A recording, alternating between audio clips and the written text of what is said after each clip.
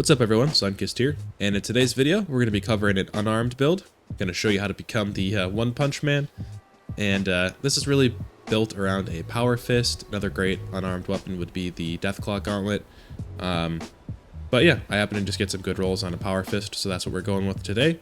I'll show you some good armor, perks, and all that stuff to run with this. I'll show you where to get good melee food buffs, and just gonna talk about the unarmed builds in general. Hopefully you enjoyed the video, and if you do, definitely leave a like and subscribe to catch future content. See you at the end. A great place to get your melee food buffs is going to be over here at the White Springs Refuge. You just fast travel to the White Springs Refuge, and from the fast travel point you just run over to the left here, and there's actually kind of a tucked away food vendor. Some people don't know about it, but if you've been playing for a while you probably do. Sit down at the chair, and a Mr. or Miss waiter or waitress will greet you and show your inventory, or show their inventory.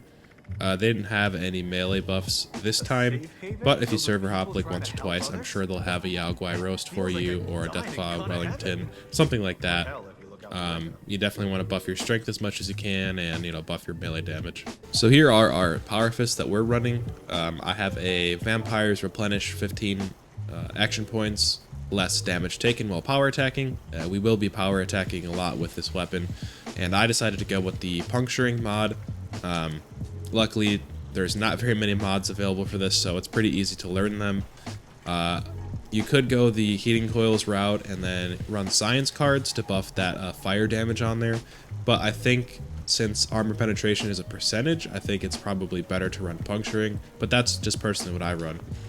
The other role we have as well is going to be a Furious critical damage 15 crit charge, so we'll give a test to this in some VATS combat as well. As far as a location for getting Power Fists, I dropped a link to a video in the description. What is, I believe, a guaranteed spawn for it. You have to kind of climb a tree, but the video will explain that, so go check that out. For armor, I'm running a mixed set of unyielding armor. I have some combat engineering, I have some urban scout.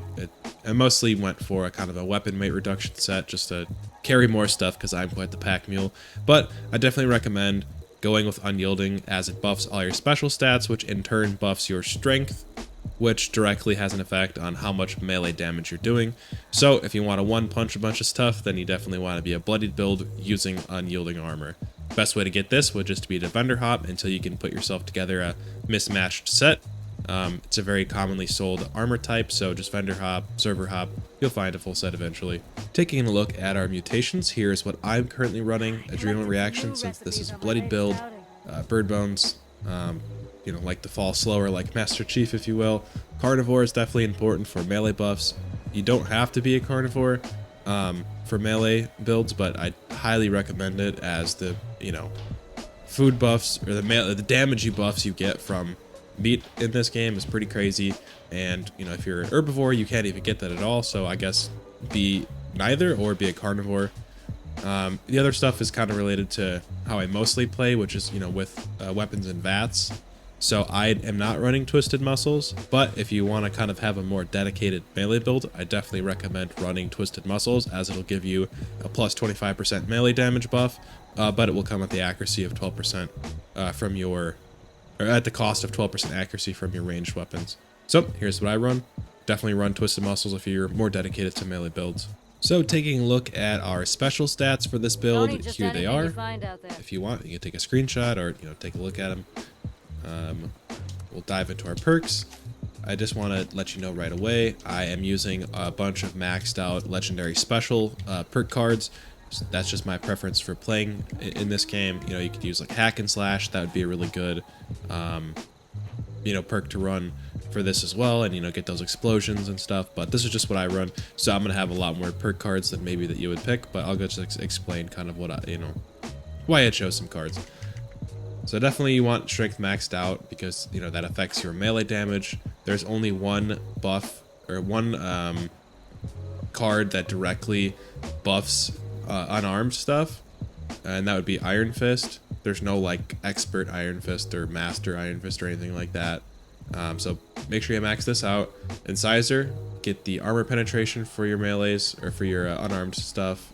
Blocker, because we're going to be up close. We want to be taking as little damage as possible. Traveling Pharmacy to carry our buffs and our stim packs and stuff. And Barbarian to make our damage resistance as high as it can be. This over here, not super important, but I did put one rank of Commando and 2 ranks of Tank Killer for whenever I need to use a ranged weapon, and then I got maxed out Refractor to, further increase our resistances. Life Giver for survivability, Fireproof for survivability, and Ironclad. And then most important thing over here is we have Tenderizer for more damage, and Strange in Numbers to buff our mutations. Nerd Rage for the extra damage resistance, and AP regen. The rest of the stuff is not that important, just related to, carrying stuff and making sure my weapons degrade slower. Over here, I got Through Hiker to carry all of our melee food buffs and other items. Evasive to further buff our damage resistance. Action Boy, since we're going to be using AP to do our melee attacks, so that helps us regenerate faster. Class Freak and Starch Genes to make sure our mutations are doing as good as they can be. Serendipity for more survivability. Ricochet for more survivability, which actually pairs with the Vampire's effect perfectly. If Ricochet triggers while you're being shot at or attacked, you'll actually heal yourself. So it's pretty crazy. Ricochet is great to run in combination with Vampire's weapons. And then Bloody Mess for some more damage. Alright, so we fast traveled over to West Tech and we're gonna fight some super mutants, but first here is the food buffs that I'm running. The most important one being that tasty Yao Guai roast, buffing melee damage by 213%, which is pretty crazy. Now, if Deathclaw Wellington would be a great one to have, because that raises your strength by 8 if you're carnivore and you have your other perk cards aligned properly. But, I wanted to increase my AP, so I just took some roasted Mirelurk meat and then increased my damage resistance with the Mirelurk jerky and increased my endurance, since that buffs my total health pool, making myself a little more survivable. So let's go ahead and fight these super mutants. Definitely when you're doing this, it is kind of important. Aim for the head if you can with these things, because it'll help out a ton. Let's see if I can... A little uppercut there. Okay. Battle of the Titans here. Oh, I missed. So, I mean, we're just one punching everything here.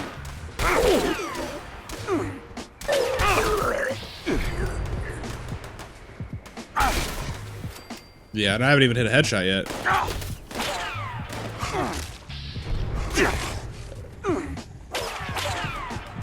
Alright.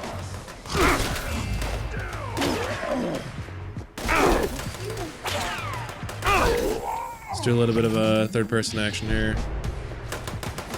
Let's see here.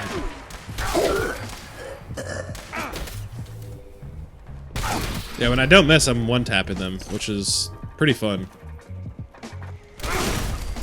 So yeah, as you can see, it's pretty powerful, and I was like missing their heads. If you can aim for headshots with this thing too, it'll do even more damage.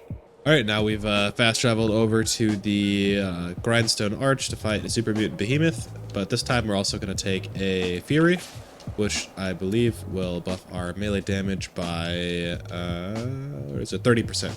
So we should be doing a little more damage.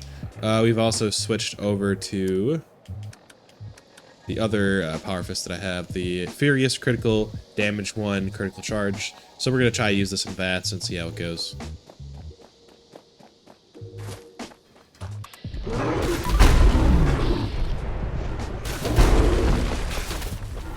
And it's, that critical hit just tanked him down there. Yeah, I mean, you can definitely get some work in. It'll stagger too, so yeah, I mean, it's pretty powerful. Thank you so much for making it to the end of the video. Hopefully you enjoyed. If you did, definitely leave me a like and a subscription to keep up with future content. But yeah, you have a great day. Thanks for watching. Also, I just wanted to add a PSA kind of at the end of the video here, just because I found out about this while I was recording the video. But the mod for Fallout 4 called Fallout London just released today. So if you haven't gotten a chance to look at that, I dropped the trailer in the description. Definitely look at it, especially if you own Fallout 4.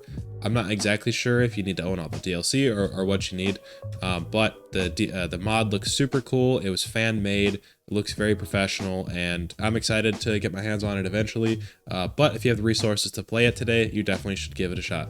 All right, that'll do it. See you later.